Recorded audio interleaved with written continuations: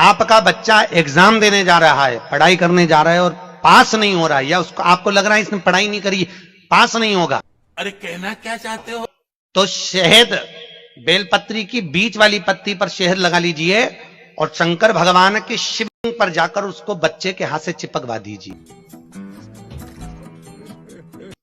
बच्चे ने भले पढ़ाई नहीं करी हो पूरी साल, पर बच्चा उस सब्जेक्ट में जिस दिन वो बेलपत्री चिपका कर आएगा उस दिन उस सब्जेक्ट में बच्चा पास होकर ही रहेगा, उसका एग्जाम उसको अच्छा प्राप्त होगा। तो अनभक्तो देख लिए तुम्हारे बाबा जी क्या कर रहे हैं कि अगर तुम्हारा बच्चा पढ़ाई उढ़ाई भी नहीं करेगा ना तो बस बेलपत्री पे चिपका दो तो पास हो जाएगा।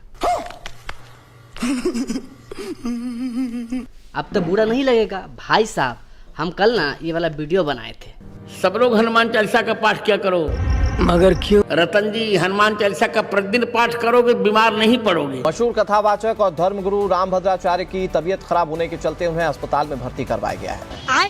कल सुबह पहले उन्हें आगरा के अस्पताल में भर्ती करवाया गया था, बाद में उन्हें उत्तराखंड रेफर किया गया है। तो दो चार अनभक्त ना भाई साहब कमेंट बॉक्स में आके कमेंट कर रहे हैं कि बाबा जी को ऐसा काहे बोल रहे हो, साले को बम से उड़ा दूंगा एक। तो बड़ी वाले अनभक्तों, हम पहले ही शुरू में बोल देते हैं कि हमारी वीडियो अनभक्तों के लिए नहीं है, तो तुम लोग काहेला देखते हो जो तुम्हारे पिछवाड़े में लगती है। मिर्ची मिर्ची मिर्ची।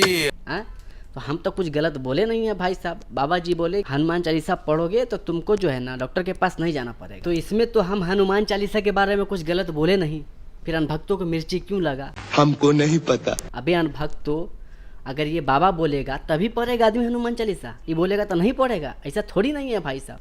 तो अभी भी बोल रहे हैं कि हमारी वीडियो अगर अनभक्तों लोग देख रहे हो तो चले जाओ, सही बोल रहा हूँ, तो फिर लगने वाले तुम्हारे पिछवाड़े में। मिर्ची मिर्ची मिर्ची। तो भाई साहब चलिए शुरू करते हैं। अनभक्तों अगर चले गए हो तो बहुत बढ़िया है, अगर नहीं गए हो तो यहाँ तक आइए गए हो तो जरा पूरा देख लो दिल पे पत्थर रख के। चलिए शुरू करते हैं। पापा का मतलब बताओ क्या होता है? आप बिना गजब बतियाते हैं, मगर पापा का मतलब भी होता है, कोई पापा बोलता है, कोई अब्बू बोलता है। बात तो सही है। ऐसे आप क्या कहना चाहते हैं, बोलिए। पापा एक प्रकार की गाली है। बाबा जी दिमाग में सठिया गया है क्या बात कर रहे हैं आप? पापा मतलब गाली है। अरे निकालो इस आदमी को यहाँ से। ओ बाबा जी तो जरा आप यही बता दीजिए कि आपको काहे लगता है कि पापा का मतलब गाली है? पापा मतलब पाप, ए पाप यहाँ। अच्छा, मतलब प आ रहा है तो गाली हो गया। अब पपीता जो बोलता है पपीता तो प। तुम कर लो कि ये तुम्हारा बाप है या पाप है। तूने क्या मिक्स किया है पांडुरंग? बता तो क्या पी के आया है? हमको नहीं पता। माँ से पूछना। पापा मतलब पाप होता है। पाप पाप आ पाप आ पापा पापा पापा। एक बात है, आप बहुत ज्ञानी बाबा हैं भाई साहब, एग्जाम्पल कोई इनसे सीखे। तभी तो हम सोचे कि आखिरकार अनभक्त को बेवकूफ बना कौन रहा है। जितने लोग पापा कहते हैं, जितनी बार कहते हैं उतनी गालियां दे रहे हो आप अपने बाप को। अरे गोबर खाने वाले अनभक्तों सुन लो जरा। आज से कितने लोग पापा कहना बंद करेंगे? बोले तो बोले क्या? पिताजी बोलना, बाबा बोलना। यही नहीं, अभी और सुनिए। पाप नहीं, पापा नहीं, पिताजी। तो अनभक्तों सुन लिए ना, तो तुम लोग तो एक ही बार में सुन लिए होगे। खैर छोड़ो, जरा बाबा जी से यही सुन लेते हैं कि मम्मी को कुछ बोलना है कि नहीं बोलना है। जैसे मम्मी बोलता है ना, तो मम्मी उम्मी भी नहीं बोलना है क्या? अगर ऐसा है तो फिर बताइए भू, जरा हम भक्त को समझ में आए। मम्मी नहीं, माँ, मैया। क्यों? आपकी माँ जिंदा है कि गई? क्या बक जा रहा है ये, पागल है क्या? जिंदा है तो जिंदा को काहे मम्मी कह रहे हो? मरी हुई को मम्मी कहते हैं। वो मार क्या? मरी हुई स्त्री को, मरे हुए व्यक्ति को मम्मी कहते हैं। हमको पहले से ही पता था कि बाबा मम्मी में भी कुछ जुगाड़ लगा के अब कुछ न कुछ एग्जाम्पल बनाएगा। खैर आगे बोलिए। जैसे सरकारी जो होती है ना, अच्छा, किसी को 15 दिन तक रखना है कि बॉडी खराब ना हो, ठीक है। 1 महीने तक रखना तो उसको एक प्रोसेस होता है, एक तेल का प्रोसेस भी होता है और एक बर्फ का प्रोसेस भी होता है। वो सारे प्रोसेस को मम्मी कहते हैं। ओ ज्ञान देवता, अपने ज्ञान की गंगा यहाँ प्रवाहित मत करो।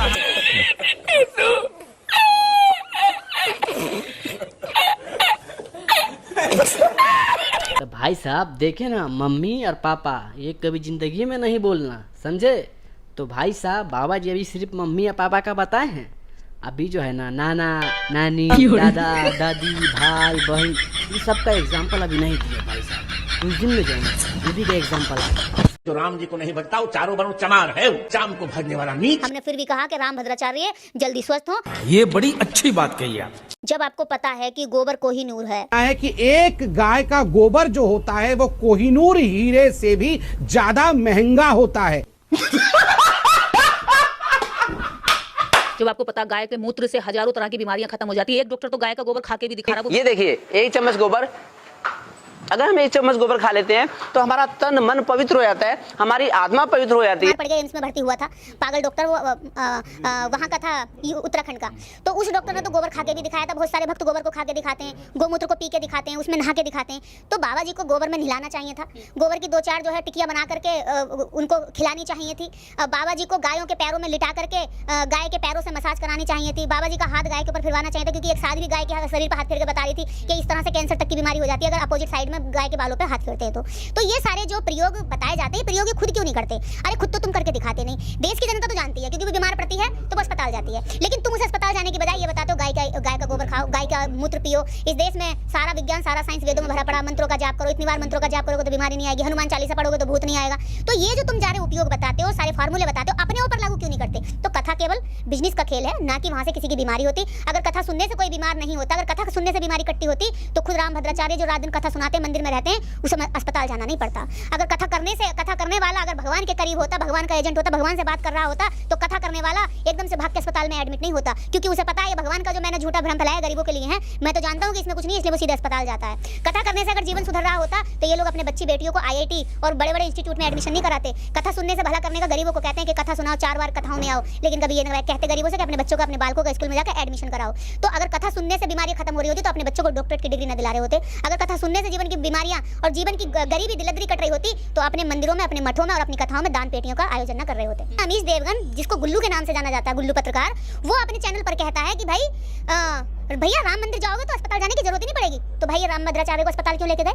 अरे भाई इनको गोमूत्र पिलाते, इनको क्या कहते हैं, देश के अंदर जो तुमने बोला है कि राम मंदिर जाने से बीमार नहीं पड़ते, तो जो व्यक्ति रात दिन मंदिर के अंदर रह रहा है उसको फिर अस्पताल जाने की जरूरत कैसे पड़ गई? इसका मतलब देश की गरीब जनता को गुमराह कर रहे हो तुम। तुम्हें बीमारी पड़ेगी तो तुम अस्पताल जाओगे, लेकिन जब गरीब जनता अस्पताल की मांग करेगी तो तुम मंदिर का रास्ता दिखाओगे। दोहरा व्यवहार नहीं चलेगा। देखिए भगवान राम ने जो है इन्हें सजा दी है।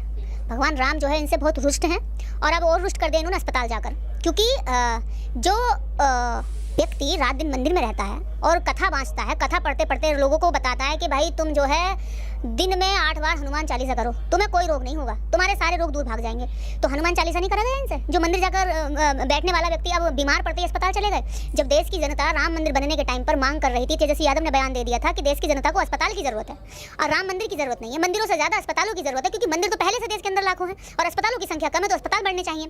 और रही बात रामभद्राचार्य की, रामभद्राचार्य को आप संत ना कहें, संत के नाम पर वो एक तरह के पैर से लेके सर तक राजनीतिक आदमी है। सिर्फ चोला उनका जो है संत का है, बाकी उनके सारे काम, सारे बयान राजनीतिक बयान है। जो व्यक्ति ये कहता है कि शूद्र और ये अछूत जो हैं ये पैरों में रहने के लायक है, ये ऊपर नहीं उठ सकते, इनको सेवा ही करनी चाहिए। जो ये कहता है ब्राह्मणों के अंदर भी जो ये कहता है कि इतने ब्राह्मणों का नाम लेकर के ये अछूत होते, नीच होते, इनको हम अपनी बेटियां दे नहीं सकते, इनकी बेटी ले लेते हैं। और बयान में अपने एक जगह कथा में ये भी कहते हैं कि भैया इस देश के अंदर क्षत्रिय जो हैं वो ब्राह्मणों से बच्चे पैदा हुए सारे, क्योंकि परशुराम जी ने जब 121 बार जो क्षत्रिय विहीन कर दी थी। इसका अगर पूरा वीडियो देखना है तो लिंक डिस्क्रिप्शन में डाल देता हूँ, आप लोग जाके वहाँ से देख लीजिएगा। तो वीडियो को ज़्यादा लंबा ना करते हुए यहीं पे करते हैं वीडियो को समाप्त। चैनल पर नया तो सब्सक्राइब करके बेल आइकन दबा दीजिएगा। मिलते हैं नेक्स्ट वीडियो में, जब तक के लिए टाटा बाय बाय।